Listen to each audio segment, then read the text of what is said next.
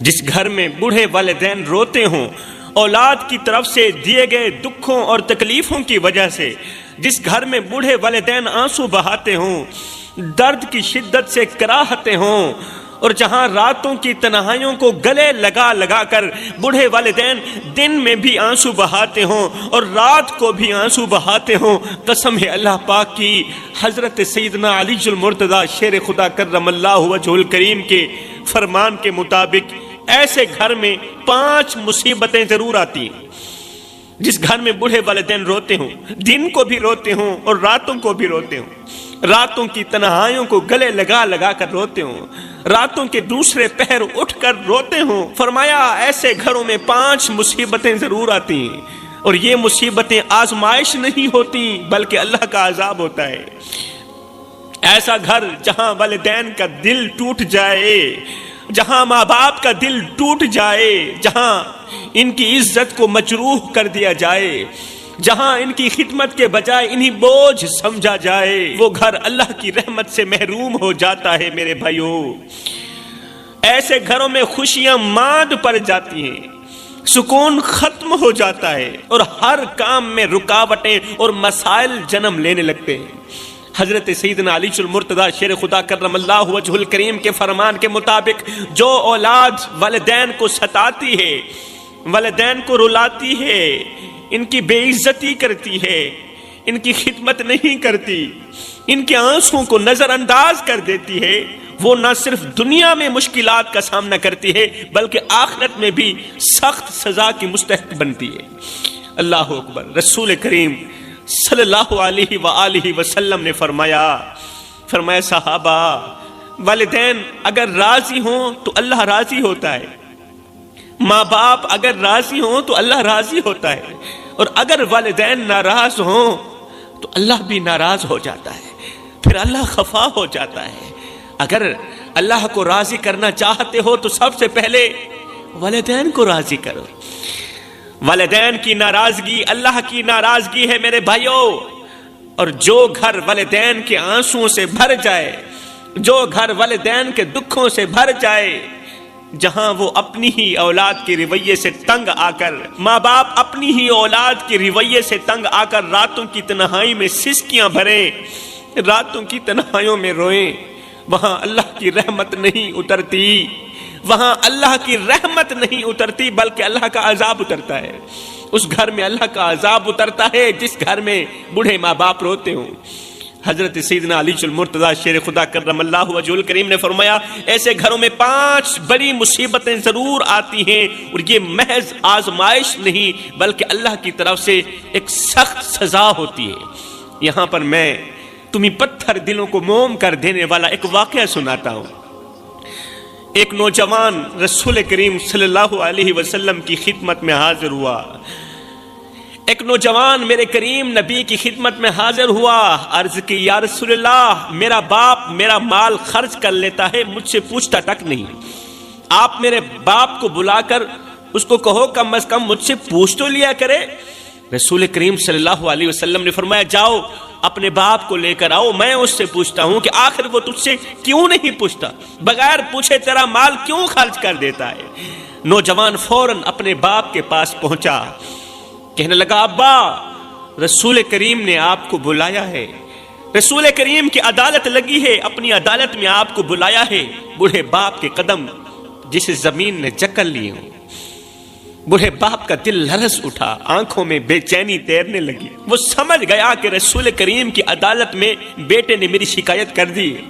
لرزتے ہاتھوں سے سوٹی سنبھالتے ہوئے کامتے قدموں کے ساتھ رسول کریم صلی اللہ علیہ وسلم کی پاک بارگاہ میں اپنے قدم بڑھائے۔ یہ بوڑھا شخص رسول کریم صلی اللہ علیہ وسلم کی پاک بارگاہ کی طرف اپنے قدم بڑھا ہی رہا تھا، ابھی راستے میں ہی تھا کہ ادھر سے حضرت جبریل علیہ السلام رسول کریم صلی اللہ علیہ وسلم کی خدمت میں حاضر ہوئے اور عرض کی یا رسول اللہ، اللہ فرما رہا ہے کہ اس نوجوان کے باپ سے کہو جو ابھی راستے میں ہے، آپ تک پہنچا نہیں ہے، جب وہ آپ کے پاس پہنچ آئے تو اسے کہنا کہ اے بندے، جو اشعار تو نے راستے میں اپنے دل میں پڑے ہیں نا، پہلے وہ اشعار سناؤ۔ اس نوجوان کے باپ کو کہنا اے اللہ کے نیک بندے، راستے میں آتے ہوئے تو نے جو دکھ بھرے اشعار اپنے دل میں پڑھے ہیں نا، وہ اشعار ہمیں سناؤ۔ اب جبریل علیہ السلام واپس چلے گئے۔ وہ بوڑھا شخص اپنے بیٹے کے ساتھ جیسے ہی رسول کریم صلی اللہ علیہ وسلم کی خدمت میں حاضر ہوا تو آقا کریم نے شفقت بھری نظر اس بوڑھے پر ڈالی اور فرمایا، اے اللہ کے بندے، تیرا فیصلہ بعد میں کریں گے، پہلے جو اشعار تو نے اپنے دل میں آتے ہوئے پڑھے تھے نا، دل میں کہے نا، وہ اشعار ہمیں سناؤ۔ یہ سن کر بوڑھے باپ کی آنکھوں میں آنسو بھر آئے، اس کی آواز کانپنے لگی، آنکھیں برس رہی تھی، دل زخموں سے چور چور تھا۔ باپ نے روتے ہوئے رسول کریم صلی اللہ علیہ وسلم کو وہ دکھ بھرے اشعار سنائے۔ وہ اشعار عربی زبان میں تھے، ان کا ترجمہ کچھ یوں تھا۔ باپ نے کہا، اے میرے بیٹے، جب تو پیدا ہوا تھا میں نے اپنی ذات کے لیے جینا چھوڑ دیا، میری نیند، میری بھوک، میری خوشیاں، سب کچھ تیرے لیے تھا، میری خوشی بھی تیرے لیے تھی، میری نیند بھی تیرے لیے تھی۔ میں دن میں محنت کرتا، رات کو تجھے تھام کر سوتا تھا، پورا دن کڑکتی دھوپ میں تتی ریت کے اوپر کمزور سے کندھے پر بوریاں لاد لاد کے دن رات ایک کر کے محنت مزدوری کرتا کہ مجھے کچھ ملے نہ ملے، میرے بیٹے کو روٹی کا ٹکڑا مل جائے۔ میں پورا دن محنت کرتا، رات کو تجھے تھام کر سوتا، تجھے گلے لگا کر سوتا۔ جب میں تجھے گلے لگاتا تھا تو میری ساری تھکاوٹ دور ہو جاتی تھی۔ بیٹا، تیری ہلکی سی آہٹ پر میں جاگ جاتا تھا۔ جب تجھے بخار آتا تھا نا تو میں پوری رات تیرے سرہانے بیٹھا رہتا تھا۔ جب تو کروٹ بدلتا تھا تو میں اللہ تعالیٰ سے ڈھیروں دعائیں کرتا تھا کہ اللہ کہیں میرے بیٹے کو کچھ ہو نہ جائے۔ بیٹا، تو گود میں تھا، میں اس وقت بھی تیرے لیے پریشان تھا، اور میں آج بھی تیرے لیے پریشان ہوں، میں آج بھی تیرے لیے فکر میں ہوں۔ بیٹا، جب تجھے بخار آتا نا تو میں رات بھر تیرے سرہانے بیٹھا رہتا تھا، تیرے ماتھے پر ہاتھ رکھتا ہوا تیری سانسیں گنتا رہتا تھا اور اللہ سے دعائیں کرتا رہتا تھا کہ یہ بیماری مجھے لگ جائے، میرے بیٹے کو کچھ نہ ہو، اللہ یہ بیماری مجھے لگا دے۔ بیٹا، میں تیرے دکھوں کو اپنے دکھ سمجھتا رہا، میں تیری بیماری کو اپنی بیماری سمجھتا رہا، اللہ سے دعائیں کرتا تھا، اللہ یہ بیماری مجھے لگا دے، میرے بیٹے کو آزاد کر دے اس بیماری سے۔ بیٹا، میں اپنی نیندیں تجھ پر قربان کرتا رہا، مگر آج تو کہتا ہے کہ میں تیرے مال کو کیوں خرچ کرتا ہوں؟ بیٹا، تیرے رونے پر میں روتا تھا، میں وہ باپ ہوں، تیری آہ پر میری آہ نکلتی تھی، تیری ہائے پر میری ہائے نکلتی تھی، تیری چیخ پر میرا دل لرز جاتا تھا۔ جب تو بیمار ہوتا میں دوڑ دوڑ کر کبھی ادھر کو بھاگتا کبھی ادھر کو بھاگتا تیرے لیے دوا لاتا۔ جب تو بھوکا ہوتا میں اپنے منہ سے نوالا نکال کر تیرے منہ میں ڈالتا۔ جب میں تجھے بھوکا دیکھتا تھا تو میں بیماری کے ہونے کے باوجود بھی، بیمار ہونے کے باوجود بھی، کمزور ہونے کے باوجود بھی، میں لاغر ہونے کے باوجود بھی محنت مزدوری کے لیے نکل جاتا تھا، پھر وزنی بھاری بوریاں اپنے کندھے پر لاتا تھا، صرف اس سوچ کی بنیاد پر کہ مجھے کچھ ملے نہ ملے، میرے شہزادے کو روٹی کا ٹکڑا مل جائے۔ میں نے اپنی ضرورتوں کو بھلا دیا، اپنی خواہشات قبرستان میں دفن کر دی، صرف اس لیے کہ میرا بیٹا خوش رہے۔ میں اپنے بیٹے کے چہرے پر خوشی دیکھنا چاہتا ہوں، مسکراہٹ دیکھنا چاہتا ہوں۔ بیٹا، تو بچہ تھا، میں جوان تھا، میں اپنی رگوں سے خون نکالتا رہا، تیری رگوں میں ڈالتا رہا، میں اپنی سانسیں گھٹاتا رہا، تجھے زندگی دیتا رہا، اپنے منہ سے نوالا نکالتا رہا، تجھے کھلاتا رہا۔ تجھ میں جوانی بھرتی گئی، مجھ سے بڑھاپا جوانی چھنتا گیا، یہاں تک کہ آج تو طاقتور ہو گیا اور میں کمزور ہو گیا، آج تو عزت دار ہو گیا اور میں بے عزت ہو گیا۔ ہائے ہائے، دربار میں خاموشی چھائی ہوئی تھی۔ یہ بڑھا شخص دکھ بھرے اشعار سنا رہا تھا، دربار میں خاموشی چھا گئی، ہر آنکھ اشک بار ہو چکی تھی۔ رسول کریم صلی اللہ علیہ وسلم نے نوجوان کی طرف دیکھا، وہ نوجوان جو زمین پر نظریں گاڑے ہوئے کھڑا تھا، اس کے چہرے پر شرمندگی کے آثار تھے، بیٹے کے ہونٹ کانپ رہے تھے، آنکھیں آنسوں سے لبریز تھی۔ باپ نے کہا، بیٹا، جب تو چھوٹا تھا میں تجھے اپنے باہوں میں لیے پھرتا تھا، آج جب میں بوڑھا ہو گیا ہوں تو تو میرے کندھے پر ہاتھ رکھنے کے بجائے مجھے بوجھ سمجھنے لگا ہے، میری پچھلی قربانیوں کو بھول چکا ہے۔ بیٹا، جب تو چل نہیں سکتا تھا میں نے تجھے انگل پکڑ کر چلنا سکھایا، آج جب میں لرزتے قدموں سے چلتا ہوں، آج جب میں کمزور قدموں سے چلتا ہوں تو تو پیچھے مڑ کر دیکھنا بھی گوارا نہیں کرتا۔ بیٹا، میں تیری ہنسی کے لیے راتوں کو جاگتا رہا، تیری مسکراہٹ کے لیے راتوں کو جاگتا رہا، اپنی نیندیں قربان کرتا رہا، اپنی خوشی قربان کرتا رہا۔ آج جب میری آنکھوں میں جھریاں آئیں تو نے مجھے سہارا دینا بھی چھوڑ دیا۔ بیٹا، تیرے رونے پر میری دنیا لرز جاتی تھی، آج میری آنکھوں میں آنسو ہیں اور تجھے کوئی فرق نہیں پڑ رہا۔ تو بیمار ہوتا تھا، میں رات بھر جاگتا تھا، تیرے لیے دعائیں کرتا تھا، لیکن آج میں بستر پر بے بس پڑا ہوں اور تو مجھے دیکھنا بھی گوارا نہیں کرتا، تو مجھ سے میرا حال تک پوچھنا گوارا نہیں کرتا۔ میں نے تیری ہر خوشی پوری کی، اپنی ضرورتوں کو بھلا کر تجھے خوشیوں سے نوازا۔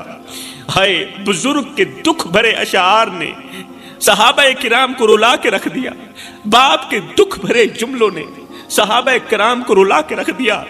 نبی نے روتے ہوئے نوجوان بیٹے کی طرف دیکھا، وہ نوجوان بیٹا جو اس وقت زمین پر نظریں گاڑے ہوئے کھڑا تھا، اس کے چہرے پر ندامت کے آثار نمایاں تھے، اس کے ہونٹ کانپ رہے تھے، آنکھوں میں پچھتاوے کے آنسو تیر رہے تھے۔ وہ نوجوان لرزتے ہوئے قدموں سے اپنے باپ کی طرف بڑھا، بوڑھے باپ کے قریب آیا اور اس کے کانپتے ہوئے ہاتھوں کو تھاما اور زاروں قطار رو کر کہنے لگا، ابا مجھے معاف کر دو۔ رو کر کہنے لگا، ابا مجھے معاف کر دو، میں نہیں جانتا تھا کہ میری ایک چھوٹی سی شکایت آپ کے دل پر اتنا بڑا زخم لگا دے گی۔ ابا، میں نے آپ کے احسانات کو بھلا دیا، مجھے معاف کر دینا۔ میں نے آپ کی قربانیوں کو فراموش کر دیا، مجھے معاف کر دینا۔ میں نے اپنی ہی جنت کو اپنے ہاتھوں سے کھونے کی کوشش کی، مجھے معاف کر دینا۔ اللہ اکبر۔ اس کے بعد رسول کریم صلی اللہ علیہ وسلم نے آنکھوں سے آنسو بہاتے ہوئے فرمایا، اے نوجوان، کان کھول کر سن لے، آج سے تو بھی تیرے باپ کا ہے اور تیرا مال بھی تیرے باپ کا ہے۔ تیرا باپ جہاں چاہے تیرے مال کو استعمال کر سکتا ہے، تو ہرگز نہیں پوچھ سکتا۔ حضرت سیدنا علی المرتضیٰ شیر خدا کرم اللہ وجہ الکریم نے فرمایا جس گھر میں بوڑھے والدین روتے ہوں، نافرمان اولاد کی وجہ سے بوڑھے والدین آنکھوں سے آنسو بہاتے ہوں، اس گھر میں 5 مصیبتیں ضرور آتی ہیں۔ فرمایا پہلی مصیبت یہ آتی ہے کہ اس گھر میں رہنے والوں کی کوئی بھی دعا قبول نہیں ہوتی۔ ایسا گھر اللہ کی رحمت سے محروم ہو جاتا ہے جس گھر میں بوڑھے والدین روتے ہیں۔ دعائیں لبوں سے نکلتی رہتی ہیں، دعائیں منہ سے نکلتی رہتی ہیں، لیکن آسمان تک پہنچنے سے پہلے ہی رد کر دی جاتی ہیں۔ لوگ اپنی مشکلات کے حل کے لیے دعائیں مانگتے ہیں، کاروبار میں برکت کے لیے التجائیں کرتے ہیں، بیماری سے شفا کی دعا کرتے ہیں، صحت کی دعا کرتے ہیں، مگر ہر راستہ بند ہو جاتا ہے۔ کیوں؟ اس لیے کہ ان کے گھر میں بوڑھے والدین روتے ہیں۔ جس گھر میں بوڑھے والدین کے دل ٹوٹ جائیں، وہاں برکت اور قبولیت کے دروازے بند کر دیے جاتے ہیں۔ حضرت حکیم لقمان نے کہا، جس گھر میں بوڑھے والدین روتے ہوں، شیطان اس گھر میں ڈیرا ڈال دیتا ہے۔ جس گھر میں بوڑھے والدین کی نافرمانی کی جاتی ہو، بوڑھے والدین کو بے عزت کیا جاتا ہو، اونچی آواز میں بک بک کی جاتی ہو، اس گھر میں شیطان ڈیرا ڈال دیتا ہے۔ اور جس گھر میں شیطان ڈیرا ڈال دے، وہاں ایسی تباہی آتی ہے کہ انسان کی عقل دنگ رہ جاتی ہے۔ شیطان کا سب سے بڑا ہدف پھر یہی ہوتا ہے کہ گھر کے افراد کو آپس میں دشمن بنا دے، رحمت کو زحمت میں بدل دے اور محبت کو نفرت میں بدل دے۔ وہ گھر جہاں والدین کی آنکھیں نم ہوں، وہاں شیطان اپنے جال پھیلا کر ایسے حالات پیدا کر دیتا ہے کہ تباہی کے سوا کچھ نہیں ہوتا۔ وہ کون سی تباہی ہوتی ہے؟ گھر میں ہمیشہ جھگڑے اور بے سکونی رہتی ہے، یہ تباہی ہے۔ جب شیطان گھر میں ڈیرا ڈال دیتا ہے نا، ماں باپ کے رونے کی وجہ سے، اللہ اکبر، پتہ ہے پھر کون سی تباہی آتی ہے؟ گھر میں ہمیشہ جھگڑے اور بے سکونی لگی رہتی ہے۔ اولاد اپنے دل سے ماں باپ کی عزت کرنا چھوڑ دیتی ہے، پھر رزق میں بے برکتی آ جاتی ہے، اور سب کچھ ہوتے ہوئے بھی ہر ایک چیز کی کمی محسوس ہوتی ہے۔ پھر عبادت میں دل نہیں لگتا، نماز اور تلاوت بھاری لگنے لگ جاتی ہے۔ شیطان دماغ میں ایسے خیال ڈالتا ہے کہ بندہ والدین کو ہی اپنی بدبختی کی وجہ سمجھنے لگتا ہے۔ جس گھر میں بوڑھے والدین روتے ہوں وہاں بے برکتی ایسے بسیرا کر لیتی ہے کہ دولت ہونے کے باوجود بھی سکون غائب ہو جاتا ہے۔ پھر گھر میں دولت بھی ہوتی ہے، مال بھی ہوتا ہے، لیکن سکون نہیں ہوتا، اس لیے کہ اس دولت میں برکت نہیں ہے، کھانے میں لذت نہیں رہتی، اور زندگی ایک عجیب بے چینی میں گزرنے لگتی۔ حضرت علی فرماتے ہیں ایسے گھروں میں بیماریاں، ذہنی دباؤ، ناگہانی آفات دروازہ کھٹکھٹانے کے بجائے اندر ہی بسیرا کر لیتی ہیں۔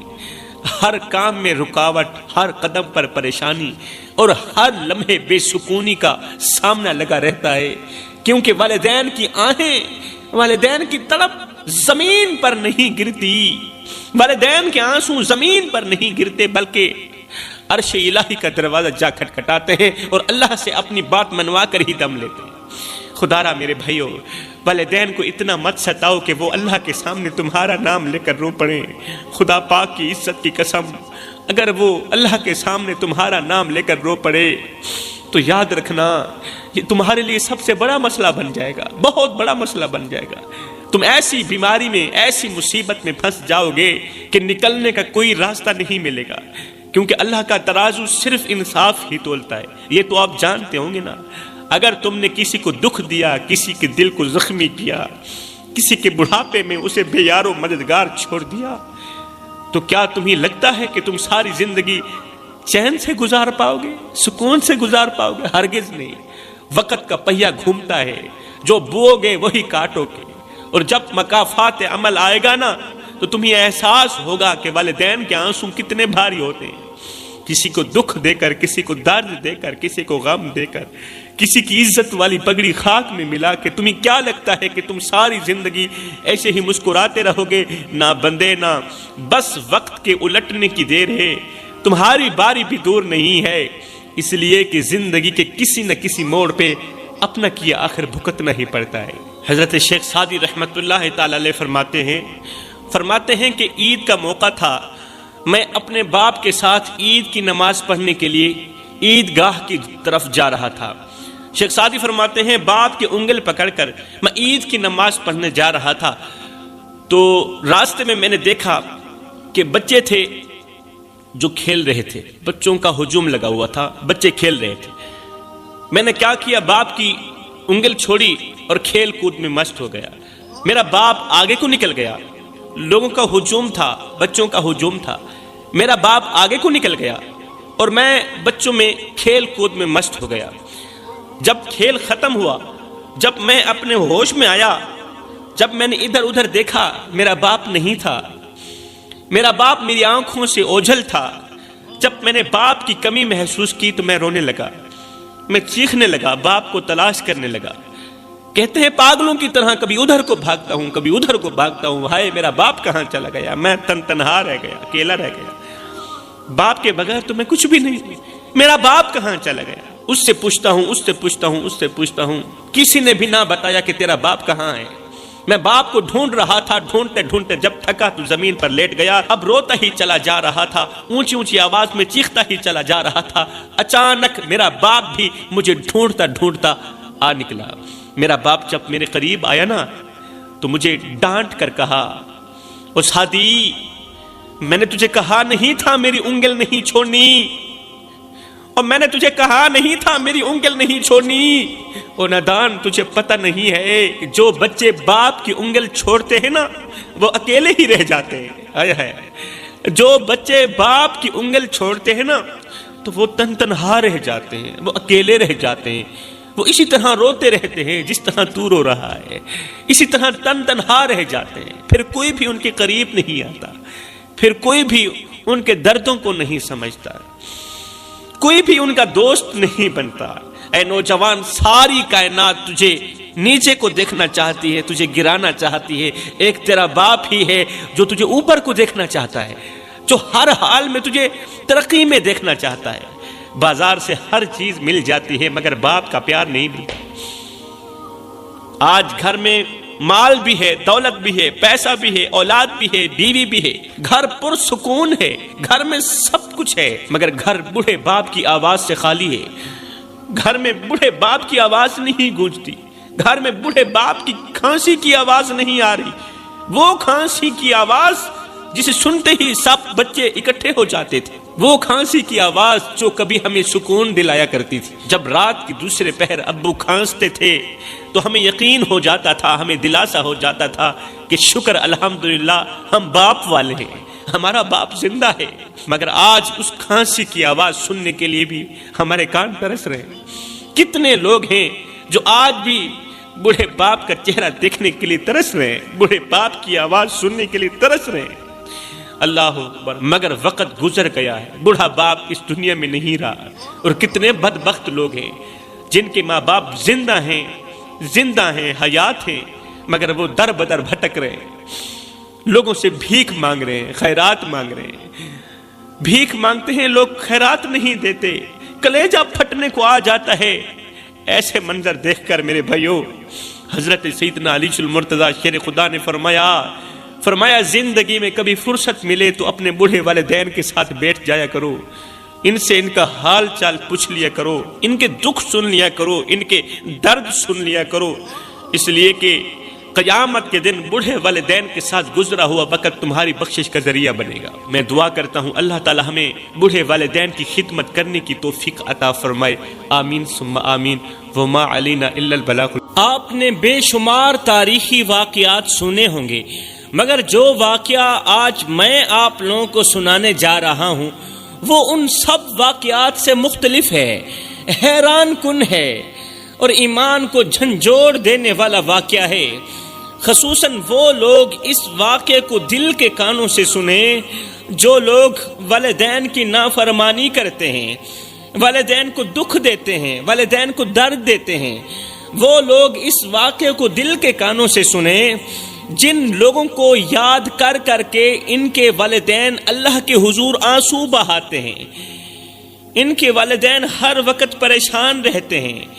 انہی لوگوں کی وجہ سے ماں باپ راتوں کی تنہائیوں کو گلے لگا لگا کر روتے ہیں، تنہائیوں کو اپنے درد سناتے ہیں، دکھڑے سناتے ہیں، اللہ کے حضور شکوے پیش کرتے ہیں۔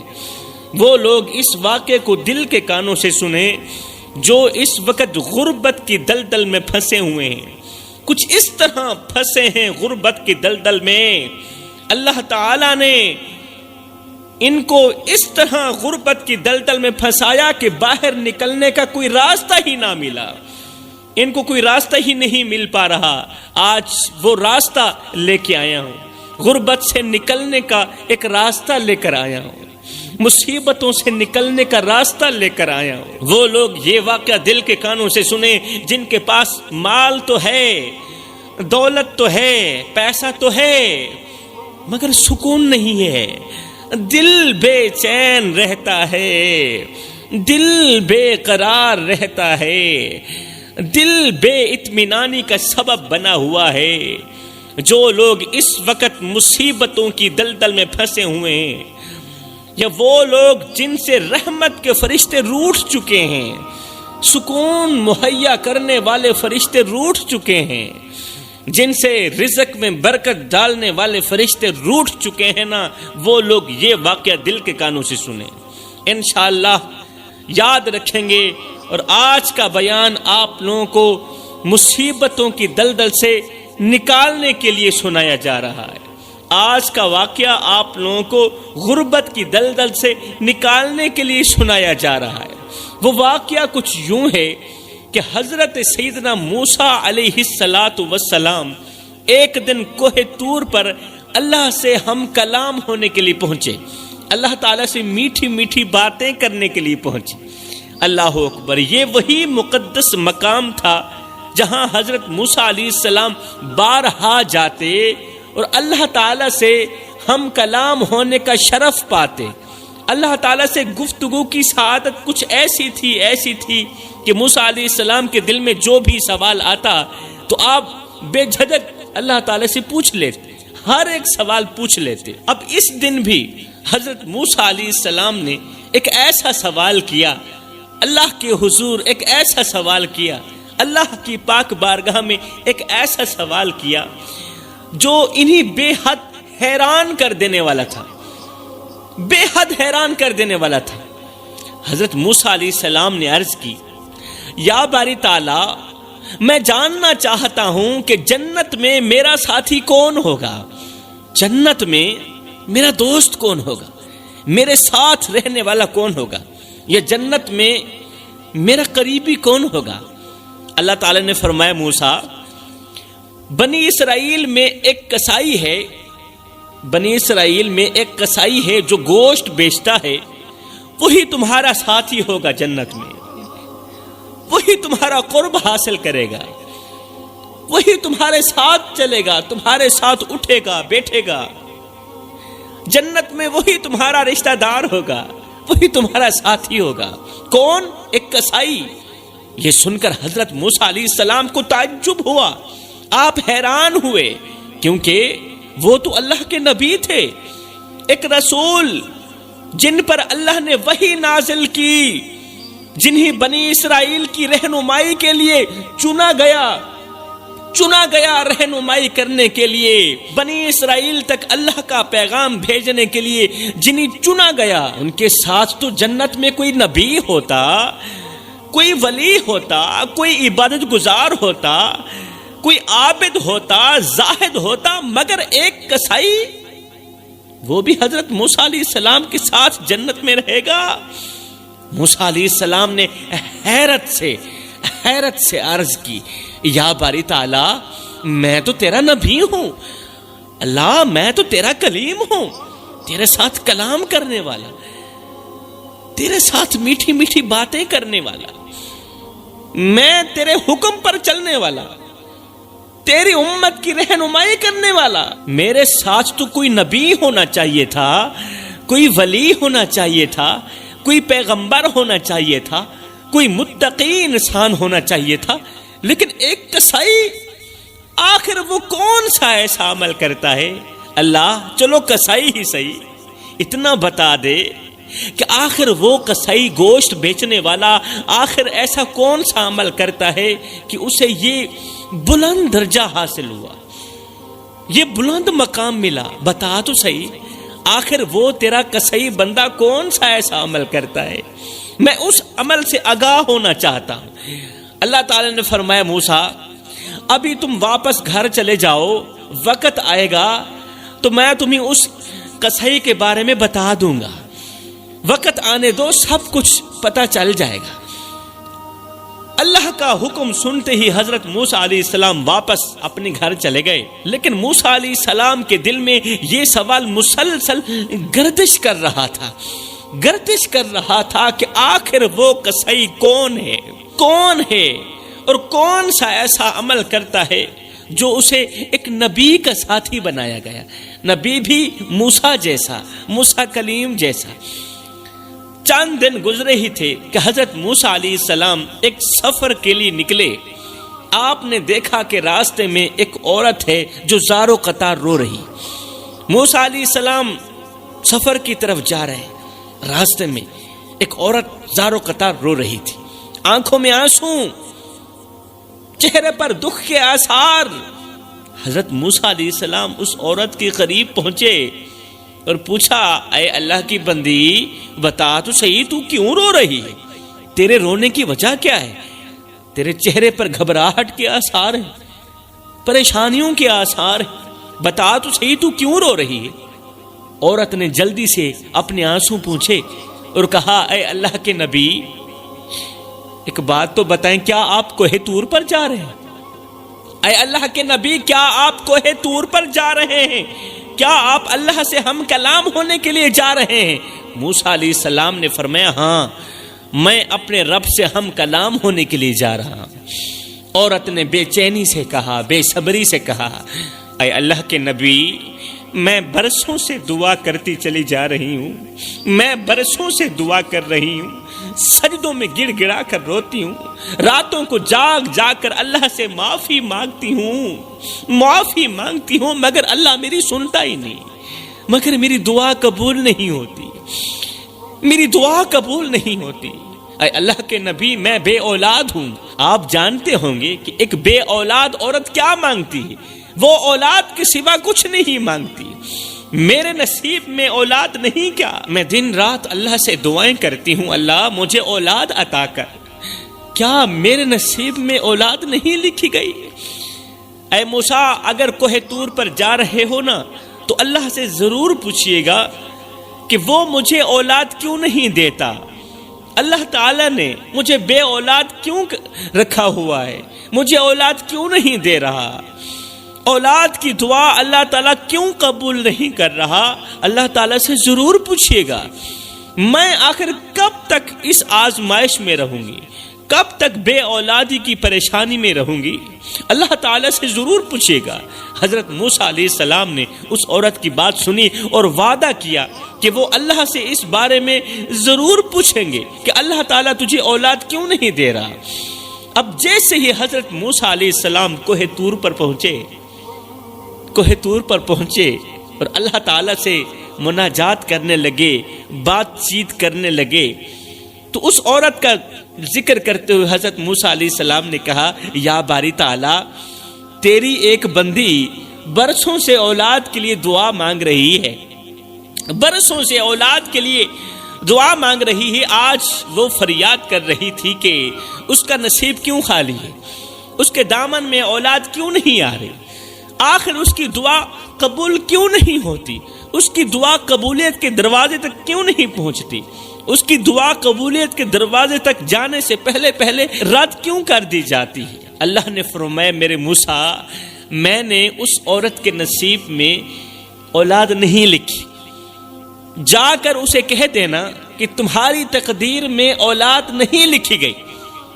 موسیٰ جا کر اس عورت کو کہہ دینا کہ دعا مانگنے کی کوئی ضرورت نہیں ہے، تمہارے نصیب میں، تمہاری تقدیر میں اولاد نہیں لکھی گئی۔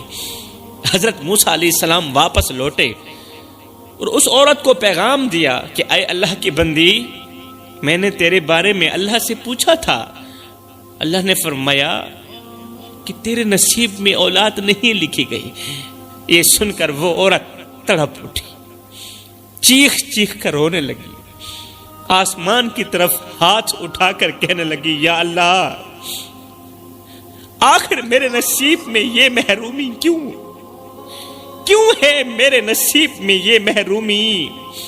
میں نے تیری عبادت میں کبھی کوتاہی نہیں کی، میں نے کبھی حرام نہیں کھایا، میں نے ہمیشہ تیرا ذکر کیا، پھر بھی میں اولاد سے محروم رہوں گی، آخر کیوں؟ وہ عورت روتی رہی، اللہ سے شکوے کرتی رہی، تڑپتی رہی، مگر اللہ تعالیٰ کی طرف سے کوئی جواب نہ آیا۔ کچھ دن اور گزرے، وہ عورت اپنے گھر میں بیٹھی ہوئی تھی، وہی بے اولاد عورت اپنے گھر میں اپنے شوہر کے ساتھ بیٹھی تھی، دل میں وہی اداسی، وہی غم کہ کاش میری بھی اولاد ہوتی، میرے گھر میں بھی بچے کھیلتے۔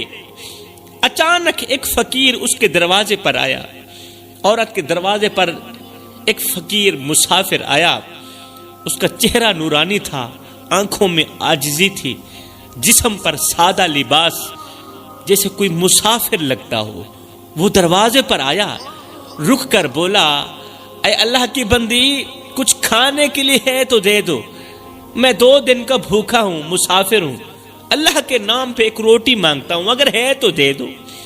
فقیر کی آواز سنتے ہی وہ عورت جلدی سے اٹھی، گھر کے برتنوں میں دیکھا ایک روٹی رکھی ہوئی تھی، برتنوں کے اندر ایک روٹی رکھی ہوئی تھی، عورت نے بسم اللہ پڑھتے ہی وہ روٹی اللہ والے کے ہاتھ میں دے دی، بسم اللہ پڑھتے ہی وہ روٹی اللہ والے کے ہاتھ میں دے دی اور کہا، اے اللہ کے نیک بندے، دعا کرنا کہ میرا رب مجھ پر رحم کرے اور میری جھولی اولاد سے بھر دے۔ اے اللہ کے نیک بندے، اے مسافر، میں نے سنا ہے کہ مسافروں کی دعا رد نہیں ہوتی، میں نے سنا ہے مسافروں کی دعا ہر حال میں قبول ہوتی ہے، میں نے سنا ہے جب کوئی مسافر تمہارے دروازے پر آئے تو حسب استطاعت مسافر کو کھانا دینا، مسافر کو پانی دینا، اور جب مسافر گھر سے روانہ ہونے لگے، تمہارے گھر سے جانے لگے، تو اسے ڈھیروں دعاؤں کے ساتھ رخصت کرنا، اور ہاں جاتے جاتے ان سے کوئی دعا ضرور لے لینا۔ اے مسافر، میں تم سے دعا لینا چاہتی ہوں، دعا کرنا کہ میرا رب مجھ پر رحم کر دے اور میری جھولی میں بھی اولاد ڈال دے، مجھے بھی صاحب اولاد کر دے۔ اللہ والے نے مسکرا کر دعا دی، مسافر نے مسکرا کر دعا دی کہ اے عورت، اللہ تجھے 7 بیٹے عطا کرے۔ اللہ والے نے جاتے ہوئے مسکراتے ہوئے دعا دی، اے عورت، اللہ تجھے 7 بیٹے عطا کرے۔ مسافر کی بات، مسافر کی دعا عورت نے کوئی زیادہ سنجیدگی سے نہ لی، کیونکہ موسیٰ علیہ السلام اللہ کے نبی تھے۔ موسیٰ نے کہہ رکھا تھا کہ تیری تقدیر میں اولاد نہیں لکھی ہوئی۔ موسیٰ کی بات اٹل ہے، وہ حق بولتے ہیں، سچ بولتے ہیں، اور ایسا ہی تھا، اس کی تقدیر میں اولاد لکھی ہوئی بھی نہیں تھی۔ لیکن جب اللہ والے نے اسے دعا دی نا، اے عورت، اللہ تجھے 7 بیٹے عطا کرے، تو اللہ والے کی یہ بات عورت نے کوئی زیادہ سنجیدگی سے نہ لی۔ چند دن کے بعد اس عورت کے پیٹ میں عجیب سی حرکت محسوس ہونے لگی۔ کچھ دن گزر رہے تھے کہ اسے کسی دائی نے کہا، اے عورت، تو حاملہ ہو گئی ہے۔ وقت گزرتا گیا میری قوم کے نوجوانوں، اور ایک وقت وہ بھی آیا جب اس بے اولاد عورت نے 1 نہیں 2 نہیں بلکہ 7 بیٹے جنم دیے۔ 7 بیٹے میرے اللہ نے عطا کیے۔ کئی سال گزر گئے، بیٹے بڑے ہو گئے۔ ایک دن حضرت موسیٰ علیہ السلام کا اسی راستے سے گزر ہوا۔ وہی عورت جس کے چہرے پر کبھی مایوسی تھی، آج اس کی پیشانی چمک رہی تھی، ہاتھوں میں خوشیوں کی روشنی تھی، ہاتھوں میں بچے تھے۔ جیسے ہی حضرت موسیٰ علیہ السلام اس کے قریب پہنچے تو وہ عورت دوڑتی ہوئی حضرت موسیٰ علیہ السلام کے پاس آئی اور کہنے لگی، اے اللہ کے نبی، آپ نے تو کہا تھا میرے نصیب میں اولاد نہیں لکھی ہوئی، مگر دیکھیں یہ میرے 7 بیٹے ہیں، یہ کہاں سے آئے ہیں؟ یہ میرے ہی بیٹے ہیں، بتاؤ کس نے دیے؟ اللہ نے دیے۔ آپ نے تو کہا تھا کہ تقدیر میں تیرے نصیب کی اولاد لکھی ہوئی بھی نہیں ہے، تو پھر یہ اولاد کہاں سے آ گئی؟ کس نے دی ہے یہ اولاد؟ اللہ نے نہیں دی۔ یہ سن کر موسیٰ علیہ السلام حیران ہو گئے۔ حیرانگی والی بات تھی نا۔ موسیٰ علیہ السلام سوچنے لگے کہ میرے اللہ کے فیصلے تو اٹل ہوتے ہیں، پھر اس کی اولاد کہاں سے آ گئی؟ اس کی اولاد تو تقدیر میں لکھی ہوئی بھی نہیں تھی۔ حضرت موسیٰ علیہ السلام حیران ہو کر کوہ طور پر پہنچے، جس مقام پر اللہ تعالیٰ سے بات چیت کیا کرتے تھے۔ کوہ طور پر پہنچے، اللہ سے ہم کلام ہوئے، یا اللہ، تو نے تو کہا تھا کہ اس عورت کے نصیب میں اولاد نہیں، مگر آج وہ 7 بیٹوں کی ماں کیسے بن چکی ہے؟ کیسے بن گئی وہ 7 بیٹوں کی ماں؟ تو نے خود ہی تو فرمایا تھا کہ اس کے حصے میں اولاد نہیں لکھی۔ آخر یہ کیسے ممکن ہوا؟ اولاد کہاں سے آ گئی؟ میرے اللہ نے فرمایا، اے موسیٰ، اگر تم یہ سب کچھ جاننا چاہتے ہو نا، تو پھر ایک کام کرو۔ جی یا رب العالمین، کون سا کام ہے؟ میرے اللہ نے فرمایا، جاؤ کہیں سے انسان کا گوشت لے کر آؤ، پھر میں تمہیں اس سوال کا جواب دوں گا کہ میں نے اسے کس طرح 7 بیٹے عطا کیے۔ حضرت موسیٰ علیہ السلام حیران تو ہوئے، مگر یہ اللہ کا حکم تھا۔ موسیٰ علیہ السلام فوراً ایک تھالی اور ایک چھری لے کر اپنی قوم کے لوگوں کے پاس گئے۔ موسیٰ علیہ السلام قوم کے لوگوں کے پاس گئے اور کہا، اے بنی اسرائیل، اللہ نے مجھے انسان کا گوشت لے کر آنے کا حکم دیا ہے۔ میرے اللہ کو انسان کے گوشت کی ضرورت پڑ گئی ہے۔ اللہ نے حکم دیا ہے کہ میں انسان کا گوشت لے کر آؤں۔ کیا تم میں سے کوئی ہے جو اپنے جسم سے گوشت کا ایک ٹکڑا دے سکے؟ کیا تم میں سے کوئی ہے جو اللہ کے نام پر، میرے اللہ کے نام پر اپنے جسم سے گوشت کا ایک چھوٹا سا ٹکڑا دے سکے؟ یہ سنتے ہی سب لوگ خوف زدہ ہو گئے، خوف زدہ ہو کر انہوں نے موسیٰ علیہ السلام کی یہ بات سننا گوارا ہی نہ کی سرے سے۔ ایک ایک کر کے سب لوگ وہاں سے چلے گئے، کسی نے بھی اپنے جسم کا گوشت دینے پر رضامندگی ظاہر نہ کی۔ حضرت موسیٰ علیہ السلام پریشان ہو گئے۔ جب بنی اسرائیل کے لوگ ایک ایک کر کے واپس چلے گئے، جواب دے گئے کہ ہمارے پاس گوشت نہیں ہے، تو موسیٰ علیہ السلام پریشان ہو گئے. انہوں نے سوچا، اللہ کے نبی نے سوچا اگر گوشت نہ ملا تو میں اللہ کے حکم کی تعمیل کیسے کروں گا. حضرت موسیٰ علیہ السلام مایوس ہو کر کوہ طور کی طرف جا رہے تھے کہ اچانک پیچھے سے ایک فقیر نے آواز دی، اے اللہ کے نبی، میں آپ کو بہت زیادہ پریشان دیکھ رہا ہوں. اے اللہ کے نبی، آپ بہت زیادہ پریشان دکھ رہے ہیں، کیا معاملہ ہے؟ حضرت موسیٰ علیہ السلام نے کہا، اللہ نے مجھے انسان کا گوشت لانے کا حکم دیا تھا بھائی. اللہ نے کہا تھا کہ مجھے انسان کے گوشت کی ضرورت ہے، جاؤ کسی انسان کا گوشت لے کر آؤ. اللہ نے مجھے انسان کا گوشت لانے کا حکم دیا ہے، مگر میں نے پوری قوم میں سے ہر ایک سے گوشت مانگا، ہر ایک چھوٹے سے لے کر بڑے تک ہر ایک آدمی سے گوشت مانگا، سب نے انکار کر دیا، سب نے انکار کر دیا. کسی نے بھی اللہ کے نام پر گوشت دینا گوارا نہیں کیا، لہذا گوشت تو نہیں ملا. اب میں خالی ہاتھ واپس جا رہا ہوں، سوچ رہا ہوں کہ اللہ کو کیا جواب دوں گا، اللہ کو کیا جواب دوں گا کہ کسی نے بھی تیرے نام پر گوشت دینا گوارا نہیں کیا. ہائے، پھر کیا ہوا؟ یہ سن کر وہ بزرگ فقیر رک گیا. بزرگ فقیر مسکرایا، مسکراتے ہوئے ایک چھری نکالی اور اپنے جسم سے گوشت کا ایک ٹکڑا کاٹ کر، بزرگ تھا، کمزور تھا، اپنے جسم سے گوشت کا ایک ٹکڑا کاٹ کر حضرت موسیٰ علیہ السلام کے ہاتھ میں دے دیا اور خود خاموشی سے وہاں سے چلا گیا. چپ، اور خود خاموشی سے وہاں سے چلا گیا، چپ ہو کر چلا گیا. اللہ اکبر. حضرت موسیٰ علیہ السلام حیران رہ گئے، حیران رہ گئے. پھر خوش بھی ہوئے کیونکہ اللہ کے حکم کی تعمیل ہو گئی تھی، خوش بھی ہوئے. حضرت موسیٰ علیہ السلام اللہ کے حکم کی تعمیل کے لیے اس گوشت کو لے کر فوراً کوہ طور کی طرف روانہ ہوئے، فوراً کوہ طور کی طرف روانہ ہوئے اور اللہ کے حضور عرض کی، یا باری تعالیٰ، میں انسان کا گوشت لے کر حاضر ہوں. اللہ، مجھے انسان کا گوشت مل گیا ہے. میں نے اپنی قوم کے ہر ایک فرد سے گوشت مانگا مگر سب نے انکار کر دیا، کوئی بھی تیار نہ ہوا. مگر ایک بزرگ فقیر نے کمزور سے آدمی نے جیسے ہی تیرا نام سنا نا تو فوراً اپنے جسم کا گوشت کاٹ کر میرے حوالے کر دیا. جیسے ہی بزرگ فقیر نے تیرے جیسے رب کا نام سنانا، اللہ کا نام سنانا، اس نے کہا، اچھا میرے رب کو گوشت کی ضرورت پڑ گئی ہے، آؤ نا میں دیتا ہوں گوشت.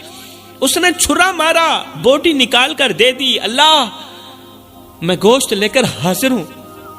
اللہ، تیرے نام پر کسی نے بھی گوشت کا ٹکڑا دینا گوارا نہ کیا. خالی ہاتھ مایوسی کے عالم میں واپسی کی طرف آ رہا تھا. ایک بزرگ فقیر نے جب مجھے دیکھا، پریشان حال دیکھا، تو اس نے کہا، موسیٰ، یہ کیسے ہو سکتا ہے میرے رب کو گوشت کی ضرورت ہو اور میں اپنی جان پیاری کروں؟ یہ کیسے ہو سکتا ہے؟ اب اللہ کا فرمان سنی. اللہ نے فرمایا، اے موسیٰ، میں نے مانگا تو گوشت ہی تھا اور وہ گوشت آپ کے جسم میں بھی تھا، وہ گوشت تیرے جسم میں بھی تھا. گوشت کے لیے کسی اور کے پاس جانے کی ضرورت ہی نہیں تھی. میں نے انسانی گوشت مانگا تھا اور وہ انسانی گوشت تمہارے اندر بھی موجود تھا. اب اگر تم غور کرو موسیٰ، اب اگر تم غور کرو تو تمہارے سوال کا جواب مل چکا ہے.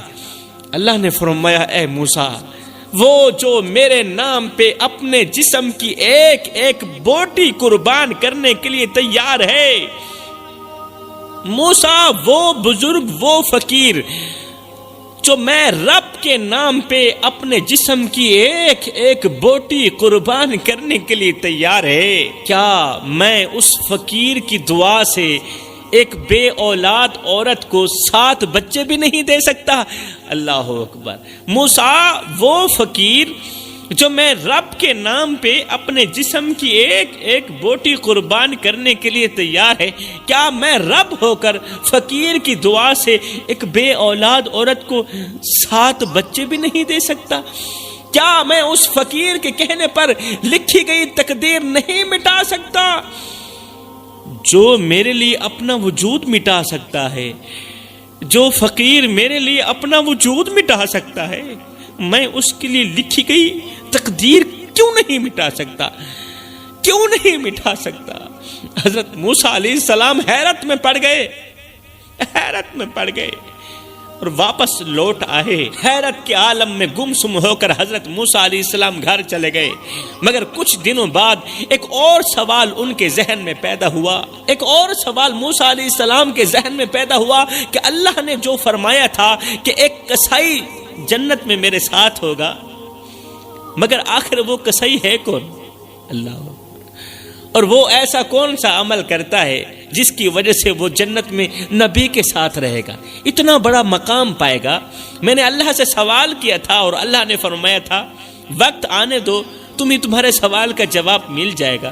اب اس سوچ کی بنیاد پر حضرت موسیٰ علیہ السلام دوبارہ کوہ طور پر پہنچے اور اللہ کے حضور عرض کیا، یا اللہ، تو نے فرمایا تھا کہ ایک کسائی جنت میں موسیٰ کا ساتھی ہوگا، مگر جب میں نے اس کے بارے میں دریافت کیا، پوچھا، تو نے فرمایا تھا کچھ دن بعد بتاؤں گا۔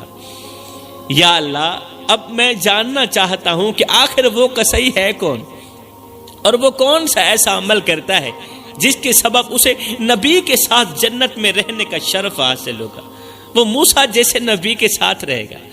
موسیٰ علیہ السلام کے بار بار پوچھنے پر آخر کار میرے اللہ نے حضرت موسیٰ علیہ السلام کو اس کسائی کے بارے میں بتا ہی دیا۔ اے موسیٰ، وہ کسائی فلاں شہر میں رہتا ہے اور اس نے گوشت کا پھٹا لگا رکھا ہے، وہ مزدور سا آدمی ہے، غریب سا آدمی ہے، اور وہ گوشت بیچ کر اپنی گزر بسر چلا رہا ہے۔ حضرت موسیٰ علیہ السلام نے اللہ تعالیٰ سے اس جگہ کا پتہ پوچھا، اس کسائی کا پتہ پوچھا، اور فوراً اس کسائی کی تلاش میں نکل پڑے، کسائی کی تلاشی کے لیے نکل پڑے۔ حضرت موسیٰ علیہ السلام نے شہر کا چپا چپا چھان مارا، گلیوں میں گھومے، ہر جگہ نظر دوڑائی، آخر کار وہ کسائی مل ہی گیا جس کی تلاش حضرت موسیٰ علیہ السلام کو تھی۔ حضرت موسیٰ علیہ السلام اس کسائی کے پھٹے کے بالکل سامنے تھوڑا فاصلے پر کھڑے ہو گئے، چھپ کر کھڑے ہو گئے اور غور سے دیکھنے لگے کہ آخر یہ کون سا ایسا عمل کرتا ہے جس کی بدولت اسے جنت میں ایک نبی کے ساتھ رہنے کا شرف حاصل ہو رہا ہے، اتنا بڑا مقام مل رہا ہے۔ حضرت موسیٰ علیہ السلام نے دیکھا، غور کیا کہ کسائی گوشت کے عمدہ حصے کو الگ کر لیتا ہے۔